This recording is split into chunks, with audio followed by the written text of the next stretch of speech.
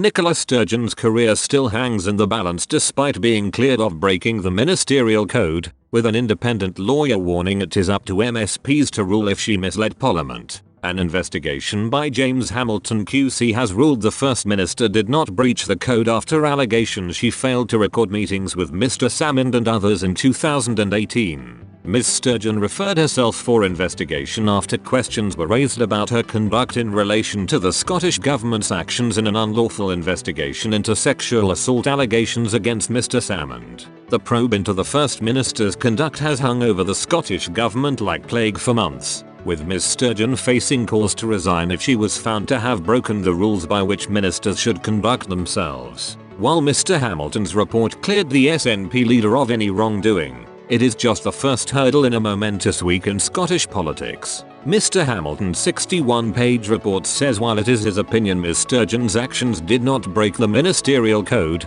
it is for the Scottish Parliament to decide whether they were in fact misled. It means attention now turns to the findings of a Scottish Parliament inquiry into whether Ms. Sturgeon gave an inaccurate account of her meetings with her predecessor during an evidence session to MSPs under oath. The report is due to be published tomorrow, with leaks indicating it is likely to find the SNP leader failed to tell the truth. However, it is expected to stop short of saying she misled MSPs intentionally, the criteria for breaking the ministerial code. The report's publication tomorrow will be followed by a no confidence vote in the First Minister, tabled by the Scottish Tories. The party's leader, Douglas Ross, has said Ms. Sturgeon must quit if the MSP's report finds her to have misled Parliament. The First Minister promised to respect the decisions of both inquiry reports, not to pick and choose which one suits her and try to discredit the other, he said following the publication of the results of Mr. Hamilton's inquiry. This report does not change the overwhelming evidence that Nicola Sturgeon misled Parliament.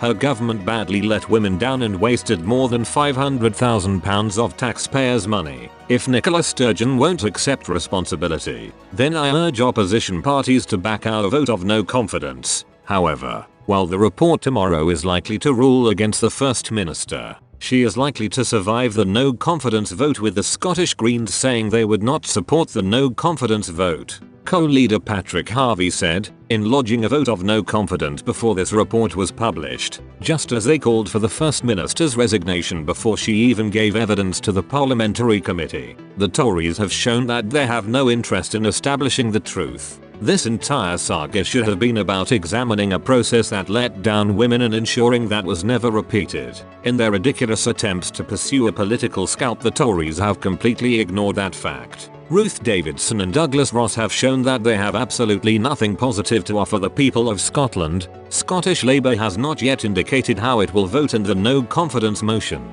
with leader Anas Sarwar saying his party would wait until the results of the second inquiry are published. He said, "We acknowledge the findings of the report and we await the publication of the committee inquiry and whether its members conclude the First Minister misled Parliament. What is clear is that this entire process has deeply damaged public trust in our politics at a time of national crisis, and there are absolutely no winners today." Ms. Sturgeon has made clear she had no intentions to stand down, believing today's report has vindicated her. She said, "Now that this investigation is complete and its conclusions public, I will continue to devote all of my time and energy to leading Scotland, to helping the country through the pandemic, and to ensuring that as we rebuild from the hardships of the last 12 months, we do everything we can to protect jobs, support our health service and rebuild our communities for the better."